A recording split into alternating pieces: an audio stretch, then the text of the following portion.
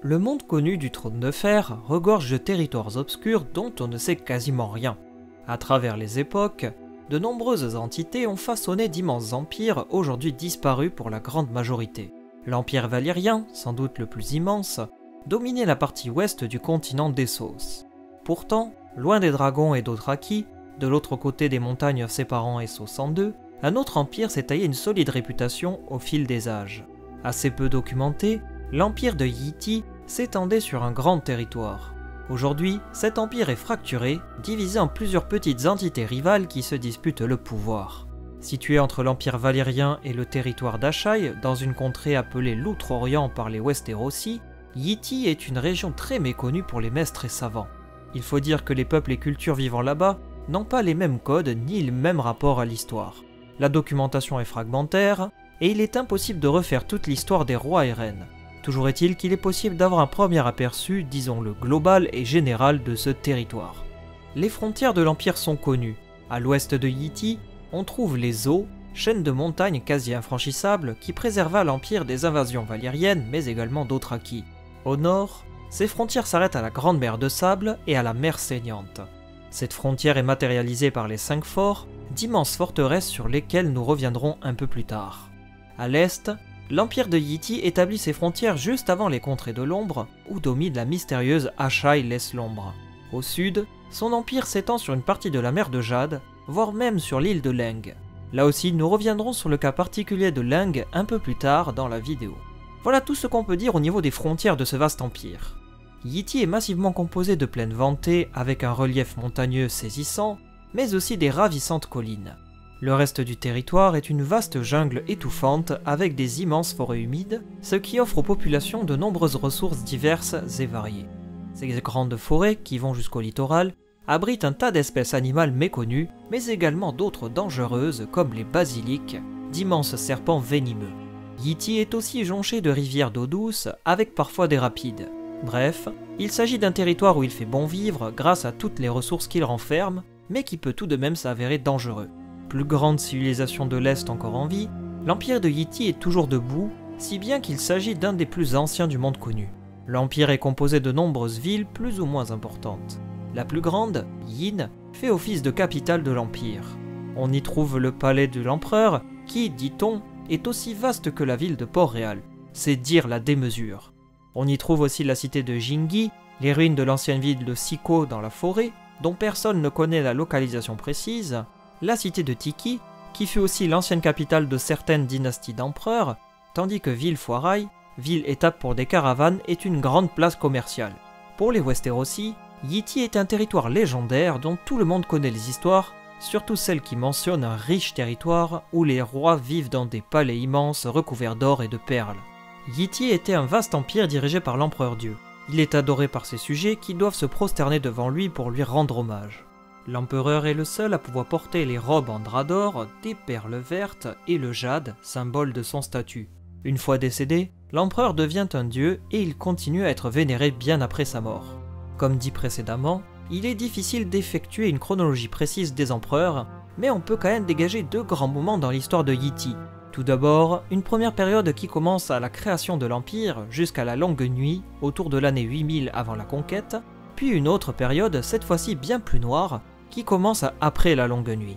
Au tout début de son histoire, les légendes parlent d'un empire encore plus vaste, s'étendant sur toutes les parties d'Essos situées à l'est de la chaîne montagneuse des Eaux. Le fondateur de la dynastie impériale se nommait le Dieu sur Terre. D'après la légende, il était le fils du Lion de la Nuit et de la Jouvencelle de Lumière, 2 divinités vénérées à Essos. Régnant pendant plus de 10 000 ans, le Dieu sur Terre fut le premier empereur de Yiti connu. Après sa mort, une longue liste d'empereurs lui succède jusqu'à ce qu'arrive au trône l'empereur de Jaspe de Sang. Ce dernier tua sa sœur, alors impératrice, pour s'accaparer le trône. Ce tragique épisode sera renommé par la suite la trahison de Sang. L'empereur fit régner la terreur sur Yiti, utilisant de la magie noire, se mariant à une femme tigre, mangeant de la chair humaine et rejetant les dieux yitiens. Par ses actes, l'empereur provoqua la colère des dieux. Le Lion de la Nuit, furieux de cette trahison, décida de punir les hommes et fit abattre sur Yiti la Longue Nuit autour de l'année 8000 avant la conquête. D'après les récits et légendes anciennes, les grandes batailles opposant le Lion de la Nuit et ses armées de démons aux hommes eurent lieu au nord de l'Empire, devant les 5 forts. Il s'agit de 5 immenses forteresses noires pouvant accueillir chacune 10 000 soldats avec des murs de 300 mètres de haut. En comparaison, le mur de Westeros fait 210 mètres, c'est dire la taille gigantesque des murailles des 5 forts. Certains disent que les Valyriens ont aidé à la construction de ces forteresses parce que la pierre utilisée était noire comme celle utilisée par les Valyriens, mais c'est tout bonnement impossible car l'Empire valyrien n'existait pas à l'époque. Toujours est-il que la Longue Nuit prit fin grâce à l'intervention d'un héros légendaire nommé Yntar, qui brandit l'épée d'illumination pour percer les ténèbres et ramener la lumière à Yti. Là aussi, d'après les légendes et l'endroit où on se trouve, ce héros avait plusieurs appellations, notamment Azor Ahai, Hyrkoon, Néphérion, voire Eldrick Chasse-l'Ombre. La Longue Nuit prit donc fin, et Yti espérait chasser ce douloureux épisode de sa mémoire. Mais la renaissance du glorieux empire ne se fit jamais. Dominant l'île de Lung, Yti perd son emprise sur cette immense île suite à la Longue Nuit. Cette première période, si l'on accepte la Longue Nuit, fut marquée par un essor considérable de l'Empire. Certains disent même que sa puissance militaire et économique était si importante qu'elle dépassait de loin celui de l'Empire valyrien à son plus haut sommet. Toujours est-il que la Longue Nuit laissa de nombreuses traces indélébiles sur le territoire de Yti.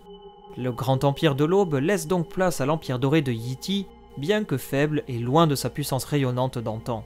Après la Longue Nuit, l'empire de Yti était morcelé, fragmenté en plusieurs entités qui se disputaient sans cesse le titre d'empereur. L'anarchie fut monnaie courante pendant cette deuxième période. Les dynasties s'enchaînaient sans cohérence, certaines étaient glorieuses, d'autres douteuses. On dit même que l'Empire fut sans empereur pendant un siècle à un moment précis de son histoire. Pourtant, on connaît quelques noms d'empereurs grâce à des écrits ramenés à la citadelle par des maîtres et voyageurs. Inutile de faire une liste, mais on peut quand même mentionner le cas de l'empereur Jahar, qui parvient à annexer l'île de Lung pour l'intégrer de nouveau dans l'Empire. Hélas, l'île de Lung échappa de nouveau au contrôle des Yitiens autour de l'année 114 avant la conquête, au moment où s'abattait le fléau sur Valyria. Depuis, l'île de Lung ne sera plus jamais intégrée dans l'Empire Yitien. Aujourd'hui, Yti n'est plus aussi rayonnante qu'elle fut par le passé. À l'époque de l'histoire racontée par J.R.R. Martin dans Le Trône de Fer, l'Empire a 3 empereurs qui s'affrontent régulièrement pour le pouvoir. Le plus puissant réside à Yin, capitale du royaume, tandis que les 2 autres sont installés aux marges du territoire yitien. L'auteur n'a jamais caché ses inspirations pour ce territoire, puisant dans l'histoire et la culture asiatique, notamment la Chine médiévale.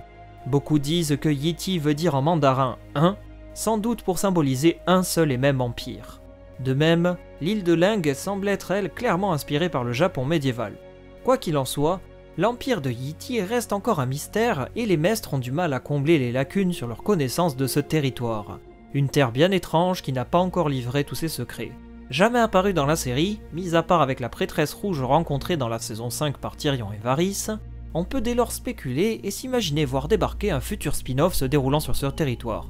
Mais ça, vous vous en doutez, ce n'est pas à nous d'en juger, c'est aux scénaristes, et je pense qu'il y a véritablement un potentiel avec un tel territoire, vu que l'histoire nous est quasiment méconnue.